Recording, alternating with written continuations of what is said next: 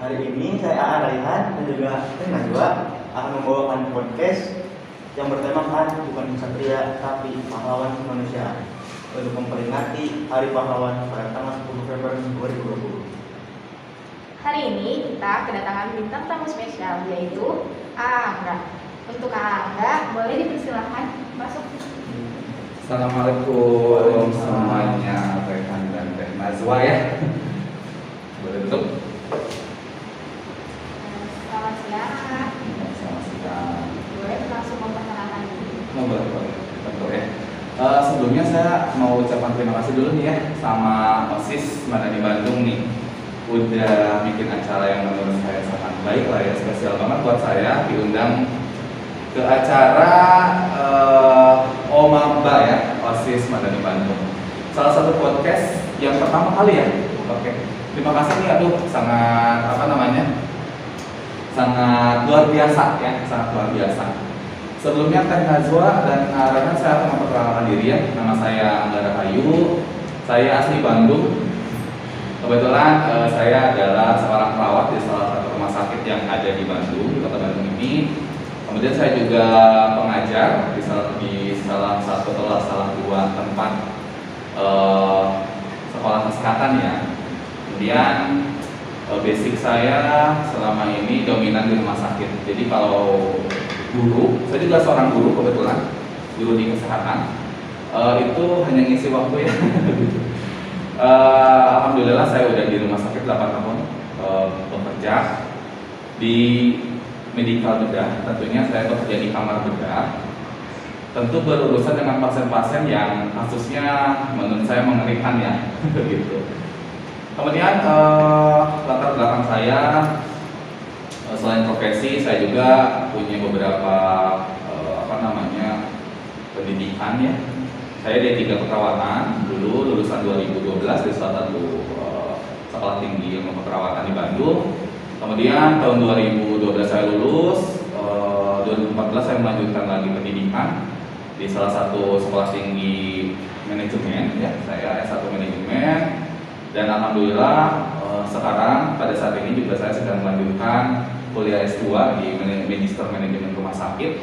Mudah-mudahan saya bisa mengambil ilmu dari apa yang sekarang menjadi priority ya. Gitu, saya minta doanya juga. Itu barangkali perkenalan dari saya. Cukup mungkin ya. Ya. Terima kasih. Jadi Angga ini kan sebagai perawat di salah satu rumah sakit dari Ya, Bandung. betul. Dan pastinya berhubungan dengan dunia kesehatan. Pasti. Ya kan, kalau lagi pandemi seperti ini kan kita diwajibkan untuk cuci tangan ya. Betul. Nah, mungkin bisa dijelaskan itu cara cuci tangan yang baik kayak gimana? Soalnya saya sendiri juga cuci tangan masih yang penting kena air aja gitu. Oke. Sebenarnya, wah ini pertanyaan yang gampang susah ya. Sebenarnya ini sesuatu yang gampang dilakukan, tapi orang-orang itu kadang menyepelekan apa yang harus dilakukan gitu ya. Contohnya ya salah satunya cuci tangan. Nah, Rehan sama Teh Najwa, saya punya kebiasaan nih ya, sebelum pandemi sekarang ini, saya selalu bawa yang namanya hand scrub. Nah, ini yang saya bawain. Tapi biasanya saya bawa dalam bentuk gel, kalau salah kan cair ya, sama aja sih sebenarnya. Nah, ini tuh wajib banget, penting banget, terutama kita mempelajari mengenai PHBS ya, perilaku hidup bersih dan sehat. Betul kata Rehan ya, bahwa cuci tangan itu ada yang benarnya. Kalau selama ini kita melihat orang lain cuci tangan cepet-cepet matanya, benar nggak ya? Tapi ternyata ada beberapa yang memang penting banget. Kenapa kita belajar cuci tangan yang baik? Nah, saya mau share ilmu nih ya. Sharing aja sih ya, gitu ya, buat teman-teman juga yang ada di rumah, dimanapun yang sedang menonton podcast ini, bahwa cuci tangan itu ada dua cara, yaitu menggunakan hand wash dan hand scrub, gitu ya. Nah, yang saya bawa ini basicnya alkohol, kita sebut dengan hand scrub. Tentu ada waktu yang harus kita lakukan selama cuci tangan. Jadi enggak ini cuci tangan harus semenit dengan cara pakai ini aja semprot habis gitu gini udah beres. Itu ternyata salah gitu. Setelah saya pelajari bahwa menggunakan hand scrub ini kita pakai ini tuh ada caranya. Jadi selama 20 sampai 40 detik kita menggunakan ini dan 3 putaran gitu ya. Nanti mungkin di akhir saya menjelaskan, saya akan putar videonya ya. supaya teman-teman di rumah juga teman-teman di sini bakalan tahu bagaimana sih cara cuci tangan yang benar. Nah selain itu tadi Arehan juga bilang ada hand wash ya, cuci tangan menggunakan air, betul banget. Jadi ada dua pilihan. Yang tadi saya jelaskan cuci tangan hand scrub, yang satu lagi hand wash. Hand wash itu dilakukan 8 putaran, kemudian selama 40-60 detik. Jadi beda banget ya rentang waktunya gitu, karena menggunakan air dan menggunakan hand scrub. Nah kebiasaan saya supaya efektif menggunakan hand scrub ini 5 kali diselingi 1 kali hand wash. Jadi kalau misalnya kita udah pakai hand scrub nih ya, kita misalnya sudah megang sesuatu atau kita sudah kontak dengan siapapun sebelum makan, setelah makan, atau misalkan kalau saya sih kalau di rumah sakit itu kan selalu berpegang teguh terhadap prosedur 5 moment ya. Kalau di rumah sakit, tapi beda lagi dengan di luar. Kalau 5 moment, 5 alasan kenapa kita sebelum 5 alasan kenapa kita harus melakukan cuci tangan. Misalkan kalau saya jelaskan di rumah sakit 5 moment ini, misalkan sebelum saya melakukan tindakan pada pasien itu saya pasti harus cuci tangannya. Kemudian setelah kontak dengan pasien saya akan cuci tangan. Kemudian setelah melakukan tindakan aseptik itu juga harus cuci tangan. Kemudian terkena cairan tubuh pasien apalagi ya harus cuci tangan, dan sampai kita meninggalkan lingkungan pasien itu juga harus cuci tangan gitu. Nah, kali itu kan di kalangan rumah sakit, tapi kalau misalnya kita di luar, sesuatu hal yang mungkin beranggapan bahwa kita memegang kotoran, kita nggak ini ya, secara nggak sadar kadang kita suka mainin hidung loh ya. Bener nggak sih? Ya, kalau misalnya habis makan, habis apa kita megang hidung atau apa, kita nggak sadar bahwa tangan kita kotor. Nah itu juga butuh nih cuci tangan gitu. Jadi setiap kali hand scrub 5 kali siklus, pakai 1 kali siklus hand wash, itu sangat efektif menurut saya gitu. Gitu loh Arehan. Jadi nanti lebih jelasnya saya akan putar ya. Kita akan putar dulu supaya teman-teman tahu alasannya kenapa kita harus cuci tangan. Silakan.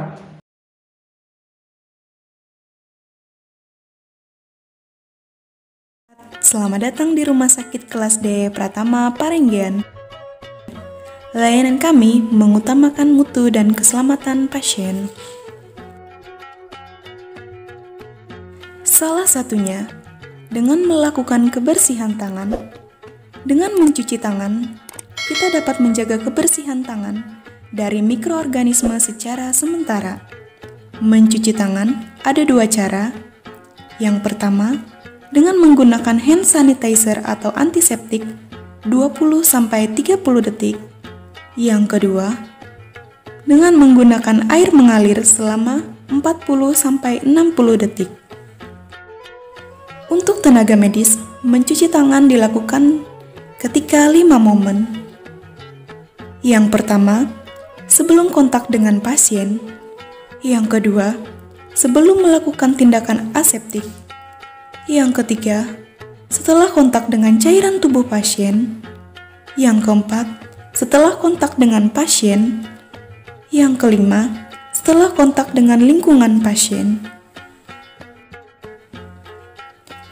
Untuk pengunjung, dilakukan mencuci tangan ketika 1. Keluar dan masuk rumah sakit. 2. Sebelum dan sesudah menyentuh pasien.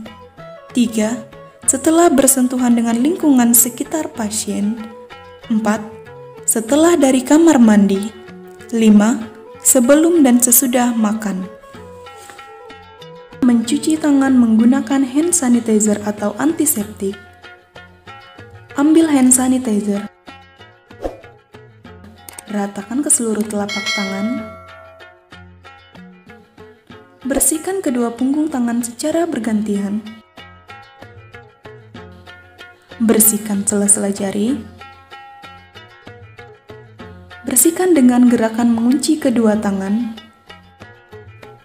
Bersihkan ibu jari secara bergantian. Bersihkan ujung-ujung jari secara bergantian. Berikut adalah 6 langkah mencuci tangan menurut WHO. Pastikan kuku tidak boleh panjang. Sebelum mencuci tangan, terlebih dahulu kita harus melepaskan semua perhiasan dan aksesoris pada tangan kita. 1. Basahi tangan. Ambil sabun, lalu ratakan ke seluruh telapak tangan. 2. bersihkan kedua punggung tangan secara bergantian.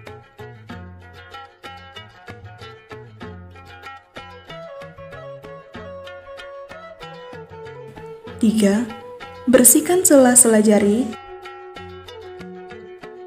dengan gerakan mengunci kedua telapak tangan. 4. Bersihkan ibu jari secara bergantian.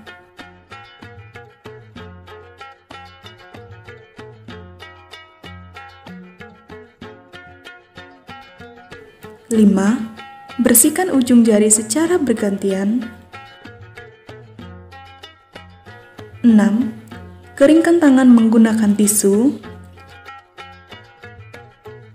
Tutup keran air menggunakan tisu. Lalu, buang tisu ke tempat sampah. Awali hidup sehat dengan kebersihan tangan demi diri kita dan orang di sekitar kita.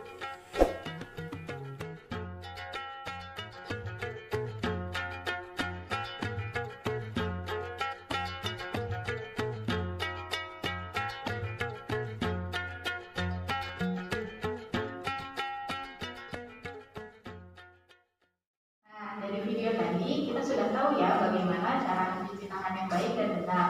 Semoga kita semua dapat melakukannya di kehidupan sehari-hari.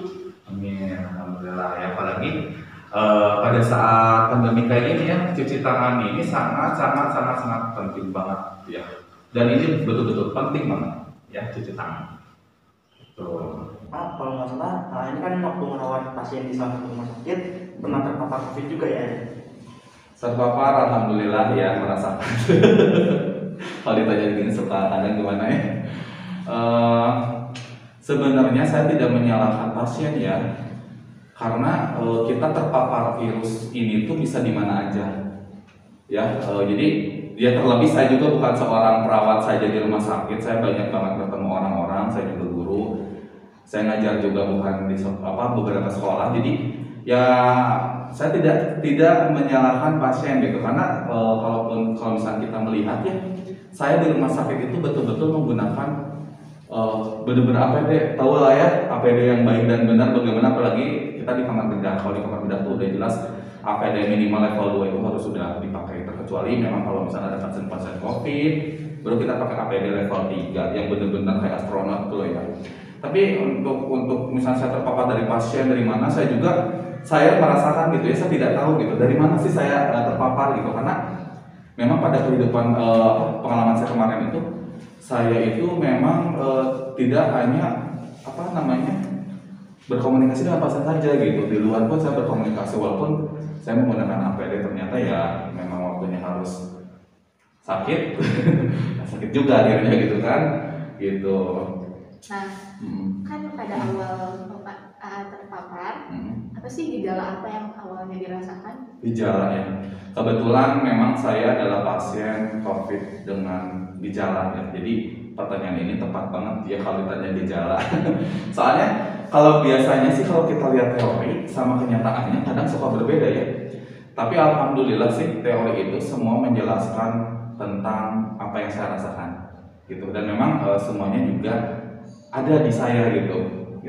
Jadi kalau teman-teman tahu Teh Najwa sama Raihan ya, pertama kali saya terkena itu saya mengalami febris. Tahu kan febris ya, panas suhu badan meningkat, hipotermi di atas 38 derajat Celcius, bahkan mungkin saya sempat sampai 40 derajat Celcius. Makanya dari situ saya tidak pernah berpikir bahwa saya itu terkena itu sebenarnya. Awalnya saya hanya kecapean mungkin ya, karena memang kegiatan saya seharinya itu bisa padat sih gitu. Jadi memang dari dulu saya itu kegiatannya banyak banget, jadi saya tidak berpikir bahwa saya kena COVID sebenarnya. Mungkin saya kecapean gitu loh ya. Dan alhamdulillah sih waktu itu pada saat saya merasakan panas, saya memang betul-betul sedang di suatu tempat yang memang tidak kontak dengan orang gitu, memang betul-betul sendiri gitu. Dan pada saat merasakan itu tiba-tiba saya juga udah mungkin panas biasa, saya mengkonsumsi obat untuk penurun panas paracetamol yang saya minum waktu itu. Kemudian tidur lah waktu itu. Di keadaan panas badan seperti itu, tidur pun juga sudah tidak nyaman ya sebenarnya. cerita saja sih ya sebenarnya apa namanya pada saat malam hari sekitar jam 1 jam 2 saya terbangun sih dengan keadaan memang perut saya itu mules. Tahu kan kalau cewek mungkin tahu rasanya mules melahirkannya, kalau saya kan nggak ada rahimnya ya, jadi benar-benar mules gitu ya, mules pengen pup gitu ya, maaf ya. Dan tapi ternyata isinya angin semua gitu. Mungkin ini masuk angin bener loh, ini kecapean masuk angin gitu kan. Ya udahlah gitu, saya anggap ini penyakit biasa. Awalnya begitu. Dan aku tuh salah satu orang yang memang apa sih COVID gitu loh ya. Walaupun saya tenaga medis gitu ya. Apa sih COVID gitu loh beneran. Mungkin ya ini sebuah kasih sayang Tuhan mungkin ya buat saya, bahwa ini loh enggak COVID tuh gitu loh. Jadi saya merasakan itu. Kemudian pas pagi-pagi saya merasakan badan itu sakit dari mulai kepala sampai dengan kaki itu betul kayak renung. Kalau misalnya teman-teman pernah masuk angin mungkin pernah badannya linu-linu.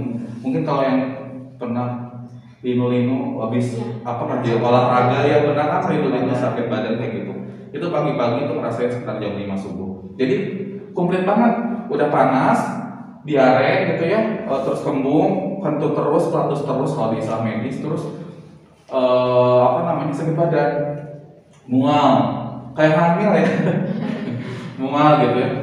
Dari situ saya udah mulai curiga, kok gejalanya persis ya gitu. Tapi di situ saya masih belum percaya 100%. Kenapa? Karena saya ini orangnya safety gitu. Dalam artian masker saya nggak pernah lepas ya kalau di luar ya.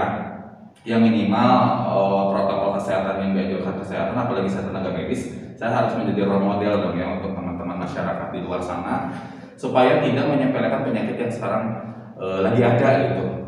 Karena kan beberapa orang ya saya nggak harus sebut karena ya beberapa orang mungkin di masyarakat menyebutkan ini adalah sesuatu yang tanda kutip ya harus saya sebutkan gitu.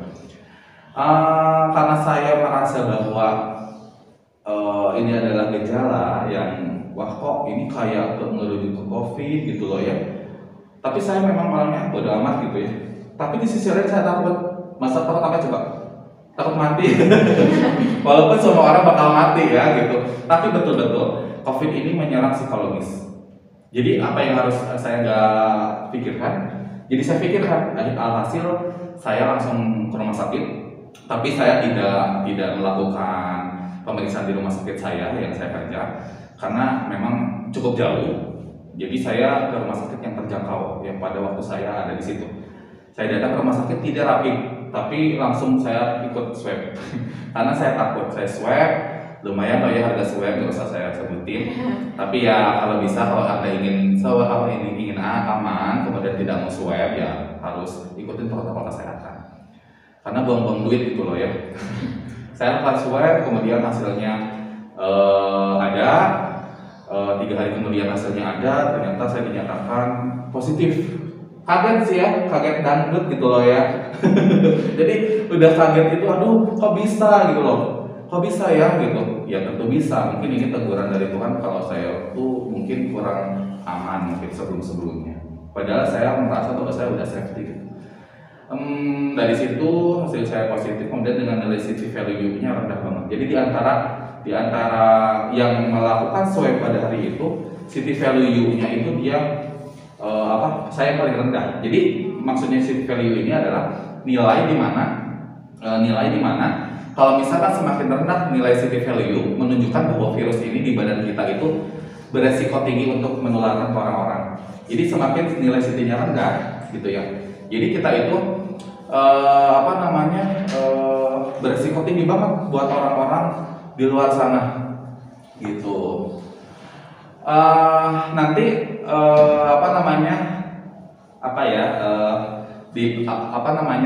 dipahami ya apa yang tadi saya sebutkan. Mungkin aja bisa bermanfaat di luar sana untuk mengikuti sebuah acara mungkin ya gitu. Nah udah jelas ya. Jadi nilai CT value itu bisa menentukan berapa besarnya kita menularkan virus ke orang lain gitu loh ya. Kan gejala itu banyak banget ya. Mungkin bisa disebutin menurut gejalanya itu yang paling parah apa gitu? Gejala yang paling parah Ya tentu ya, kalau dalam COVID itu khasnya itu adalah sesak nafas gitu loh ya. Tapi alhamdulillah saya tuh nggak dikasih sesak. Jadi selama saya mengalami COVID itu saya nggak sama sekali merasakan sesak. Tapi ada dua hal yang saya itu stres banget. Mungkin kalau dipikirkan mungkin saya bisa aja gila ya, harus konsul psikiater kayaknya gitu ya. Memang saya mengalami yang namanya disgesia atau mengalami yang namanya anosmia. Tahu nggak disgesia sama anosmia? Nggak tahu ya. Jadi disgesia itu dimana kita nggak bisa ngerasain rasa makanan itu apa. Ini mau manis, mau asin, mau pahit, mau pedas, mau apa kita nggak bisa rasain. Jadi hambar aja gitu. Hambar aja, pokoknya kayak makan tapi nggak makan gitu loh ya. Gitu. Terus kalau anosmia itu dimana kita nggak bisa mencium. Jadi nafas itu nafas tapi kok hambar juga nafasnya gitu, nggak tahu wangi apa, atau nafas itu hanya sekedar nafas. Itu lumayan saya alami sekitar 5 hari. Jadi itu stres banget di situ ya, karena terlebih saya waktu itu masuk ruang isolasi yang dimana mengajarkan saya supaya saya bisa bersyukur gitu sama Tuhan, bahwa banyak banget ketika saya masuk ke ruang isolasi, bayangkan ya bagaimana saya stresnya. Dari IGD itu saya diantarkan melalui transportasi khusus COVID. Tahu sendiri kan transportasi khusus COVID langkahnya kayak gimana? Yang pakai tutup HEPA filter gitu loh ya.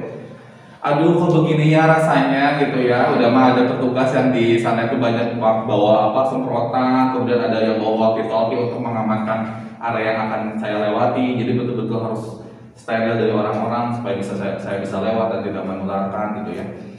Akhirnya masuk isolasi dan ternyata luar biasa banget. Di antara pasien-pasien yang lain yang masuk ruang isolasi, saya yang paling sehat lah ibaratnya, paling jaga gitu ya, kemana-mana saya bisa, ke air sendiri, kemana sendiri. Kalau saya lihat yang lain tuh udah pakai ventilator, kemudian dari udah pakai monitor ya. Mereka itu pasien-pasien betul-betul merasakan sesak gitu, dan bahkan mungkin ada yang penurunan kesadaran pada saat lewat, dan itu mengajarkan saya untuk tetap bersyukur sama Tuhan. Itu sih, itu yang paling yang paling saya nggak akan pernah lupa gitu, karena di situ saya ingat mati.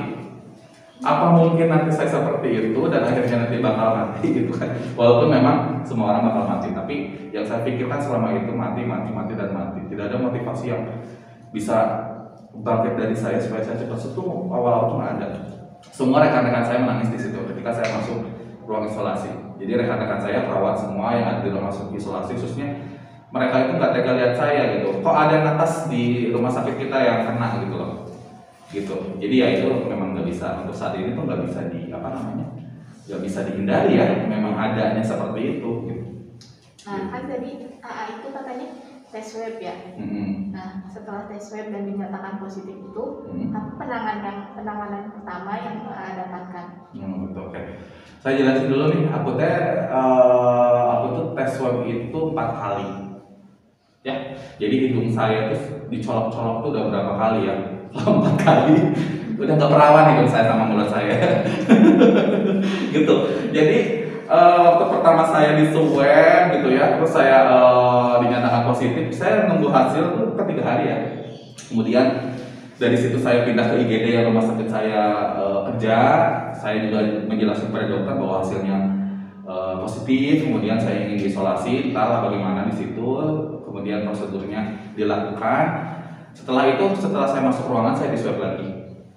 Nah, swab yang kedua ini cukup lama nunggunya, karena jujur saja saya mengikuti program pemerintah. Jadi teman-temannya ada program pemerintah untuk tes swab gitu ya, itu gratis apabila kitanya terkena COVID. Tapi jangan juga mau ya, gitu, walaupun gratis gitu kan.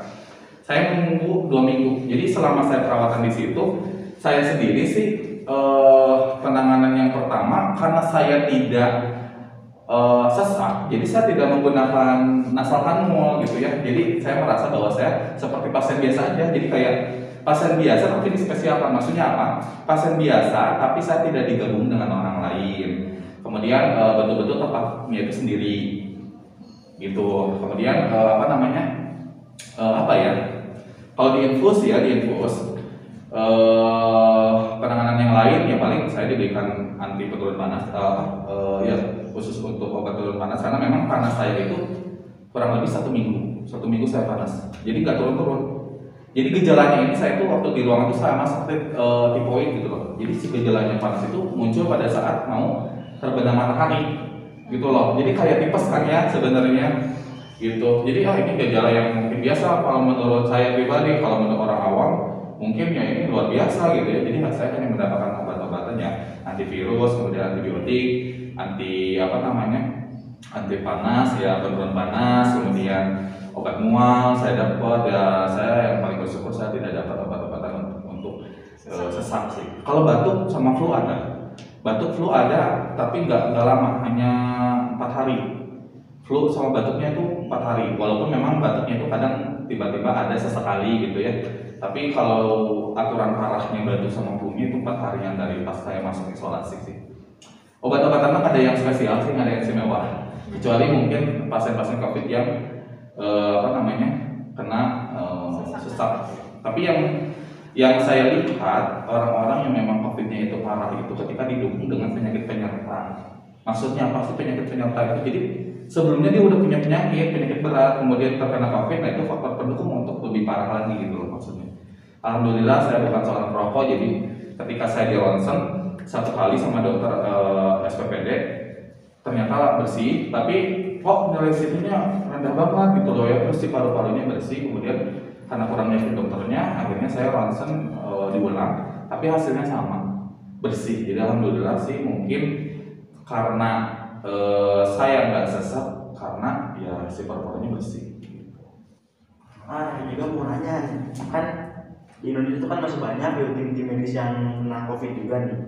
Emang APD itu masih belum memadai atau kayak gimana gitu? Soalnya kan masih banyak tim medis yang kena. Gitu ya. Pengalaman saya sih ya, saya bukan ingin menjelekkan seseorang atau punya niat yang jelek ya. Pengalaman saya di rumah sakit itu banyak pasien-pasien yang memang lolos gitu ya. Jadi artinya begini, kita itu kena COVID bukan hanya dari pasien gitu loh. Walaupun seorang medis, saya juga orang medis tapi pakai APD saya lengkap juga. Tapi kok masih bisa sih terpapar COVID gitu kan? Sebenarnya kalau misalnya kita lihat dari segi APD, di rumah sakit saya khususnya sih APD sih memadai ya menurut saya. Tapi entahlah kan kita tidak tahu kualitas APD itu sebaik apa, kita nggak tahu. Apalagi kalau ketika kita sudah beres dinas nih di ruangan isolasi, kita bertemu orang yang memang sekarang itu banyak banget orang-orang dengan tanpa gejala. Contohnya saya sama Arehan atau enggak sama siapa Teh Najwa, saya kan nggak tahu teman-teman dapat COVID atau enggak kan gitu. Saya nggak tahu. Ketika saya ngobrol kayak gini nih, tiba-tiba saya pulang ke rumah nggak lupa cuci tangan, buka masker, terus kita garuk-garuk hidung dan lain-lain kemana-mana, itu bisa aja. Memang pada saat ini nakes banyak banget yang terkena gitu. Salah satunya tadi itu satu, kurangnya kesadaran ketika kita tidak membiasakan diri untuk hidup bersih dan sehat itu. Saya juga sih belajar dari situ bahwa saya itu membiasakan itu harus benar-benar ekstra membiasakan lagi gitu. Jadi sebenarnya COVID itu bukan hanya terkena di rumah sakit, di luar lingkungan rumah sakit itu bisa. Tapi kalau alasan dengan APD, saya rasa sih pemerintah juga sudah sangat safety banget ya memberikan APD gitu. Terkecuali kualitas, kita nggak tahu kalau kualitas yang diberikan bagus atau enggak, sesuai standar atau enggak kita nggak tahu. Tapi kan selama ini ya standar APD yang digunakan ya menurut saya sih memang standar APD gitu. Tapi kalau misalnya kita pakai masker, tiba-tiba maskernya kita nggak tahu ada yang bolong kan kita nggak tahu. Itu sih kalau menurut pemikiran saya, kenapa sih nakes kok kena juga. Nah saya juga ingin mengingatkan sama teman-teman yang lain ini, kalau misalnya punya sesuatu hal yang bergejala atau merasa sesuatu yang aneh, ya misalnya berobat ke rumah sakit, disebutkan gitu, jangan sampai karena takut disebut COVID, jadi dia ketika ditanya gejala COVID itu dia tidak menyebutkan gitu kan. Nah itulah sebetulnya yang menjadi salah satu alasan mungkin nakes juga bisa terkena gitu. Jadi kan, oh ya ini seperti biasa kayak gitu kan mikirnya. Karena dia juga, jujur kadang kita kalau ngelakuin screening di rumah sakit, kita tanya, pernah nggak kontak dengan pasien COVID sebelumnya atau misalnya punya gejala nggak sih? Terus sekarang berobat kenapa? Makanya sekarang kita selalu arahkan screening seperti itu. Tapi tidak banyak juga rumah sakit di Bandung khususnya yang memang kebobolan pasien COVID gitu loh. Entah ini salah dari mana, apakah dari pasiennya sendiri atau dari manajemen rumah sakitnya itu sendiri. Kita nggak bisa nyalahin keduanya ya, gitu. Karena tidak ada bukti yang kuat, gitu kan.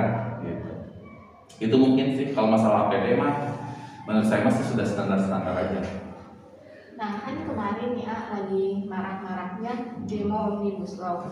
Nah kira-kira menurut kakak seberapa besar sih kemungkinan banyak orang di sana untuk terpapar? Seberapa besar ya? Kalau ditanya seberapa besar, saya bukan Tuhan ya. Nggak bisa menentukan sekian ratus orang kena COVID, nggak bisa. Tapi kan sudah jelas ya aturan pemerintah.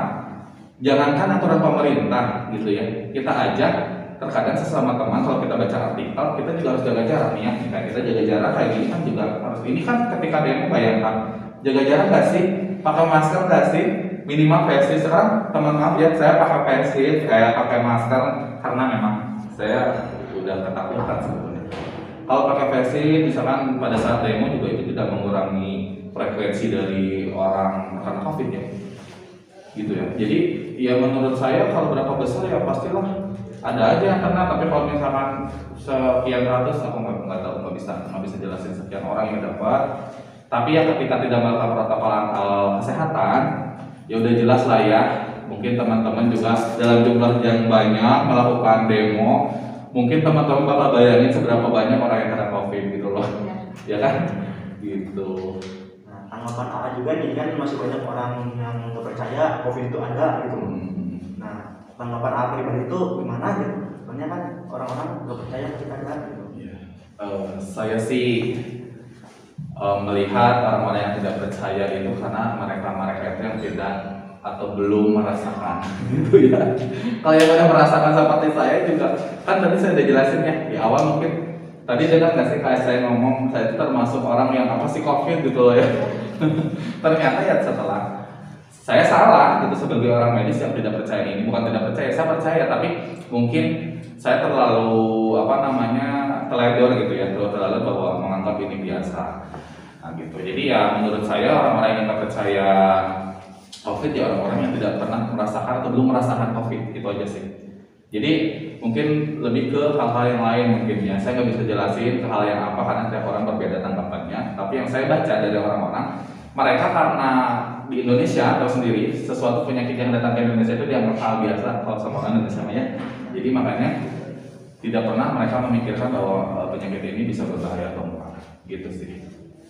Mungkin belum mengalami jadi tidak percaya. Seperti itu. Nah, sekarang kita lanjut ke pertanyaan terakhir ya Kak.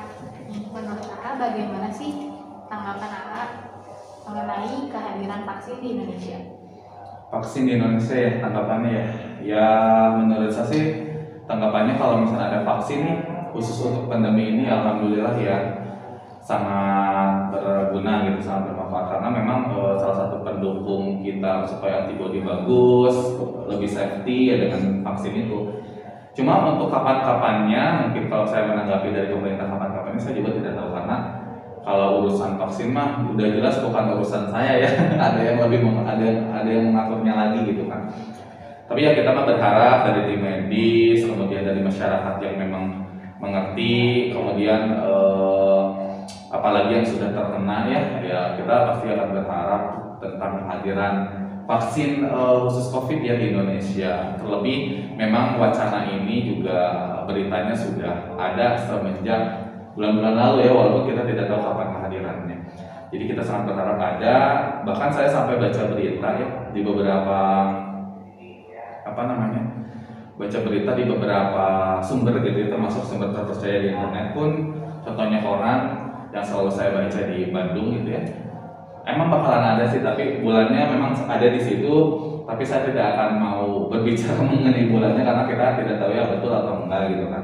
Yang penting kita ya kalau menanggapi vaksin sudah jelas pasti kita membutuhkannya. Apalagi memang lingkungan kita di lingkungan medis ya, dan selalu berpengaruh terhadap orang-orang yang gitu aja sih. Ya tidak terasa kita sudah ada di penghujung acara. Mungkin dari Anda sendiri ada pesan-pesan yang ingin disampaikan kepada audiens? Oke, boleh. Sebelumnya saya terima kasih ya pada MC untuk memberikan kesempatan pada saya untuk memberikan pesan. Ya pesan untuk khususnya untuk saya pribadi sih ya. Umumnya untuk teman-teman, masyarakat, adik-adik, kakak-kakak dimanapun berada, saya ingin berpesan yang pertama adalah selalu jaga kesehatan dengan menerapkan 3W ya. 3W itu wajib iman, wajib imun, dan wajib aman gitu ya. Jadi maksudnya wajib iman itu kita juga harus percaya bahwa Tuhan selalu hadirkan penyakit ya, dan juga akan hadirkan pengobatannya. Karena kalau misalnya kita lihat setiap masalah itu pasti akan ada pemecahannya gitu ya. Kemudian kalau wajib aman, supaya kita aman, terkendali bebas dari sebuah penyakit, apalagi sekarang di pandemi masa kali ini, ya saya ingin menegaskan pada teman-teman semua untuk selalu melakukan PHBS, perilaku hidup bersih dan sehat, minimal mencuci tangan setiap harinya walaupun menggunakan scrub atau menggunakan hand wash. Kemudian jangan lupa memakai masker, karena setidaknya masker dan cuci tangan ini mengurangi siklus penularan COVID-19. Kemudian wajib imun. Nah, wajib imun di sini masyarakat bisa melakukan olahraga secara alami ya, karena antibodi kita dibentuk secara alami ketika kita olahraga. Jangan lupa minimal 30 menit per hari untuk olahraga. Bukan sesuatu hal yang sulit rasanya. Untuk olahraga ringan ya, tidak usah olahraga nge-gym ya, minimal kita jalan santai 30 menit. Menikmati rasanya matahari pagi itu cukup untuk menyehatkan diri kita gitu sih. Itu saja mungkin yang dapat saya sampaikan. Mudah-mudahan masyarakat Indonesia semua selalu sehat, aman, tertib, dan sejahtera ya. Terima kasih. Terima kasih. Sebelum kita tutup podcastnya, kita punya sebuah tebak-tebakan nih buat teman-teman semua ya. Untuk clue yang pertama, tuan rumah cocok semua. Untuk clue yang kedua, Ano 1887. Dan untuk clue yang terakhir, Tira mencari baju berwarna ungu, namun yang ia temukan berwarna. Nah, buat teman-teman semua yang mau ikut tebak-tebakannya, bisa langsung cek Instastory @OSIS-Madani Bandung.